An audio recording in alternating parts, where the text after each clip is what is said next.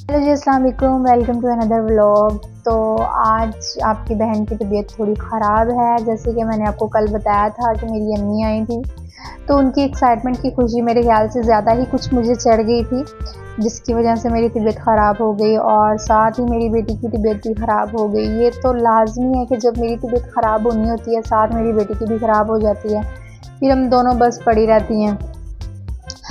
तो खैर, ये मेरी शॉर्ट ट्रिक है। जब मेरा खाना बनाने का दिल ना हो या कोई मसला वगैरह बना हो, तो मैं जल्दी से ऐसे ही करती हूँ, सारी चीज़ें मिक्स करके रख देती हूँ और वो थोड़ी देर बाद खुद ही खाना तैयार हो जाता है। ये मेरी अम्मी भी ऐसे ही किया करती थी, क्योंकि मेरी अम्मी को कुकिंग ज़्यादा पसंद नहीं थी होती, तो वो ज़्यादातर ऐसी सारी चीज़ें मिक्स करके रख देती थी। लेकिन उनके हाथ में बहुत ज़्यादा टेस्ट था, उनका खाना बहुत अच्छा बनता था, बल्कि है। तो खैर, हम वो मसाले वगैरह डाल के वो वाला टेस्ट बनाते हैं, पर उनके हाथ में नेचुरली ही बहुत ज़्यादा टेस्ट है। मैं तो जब भी उनके पास जाती हूँ, मेरा यही होता है कि बस मैं उनके हाथ का खाना खाऊँ, और उनका ये होता है कि मैं सारे काम कर लूँ, बस खाना तुम बना लिया करो।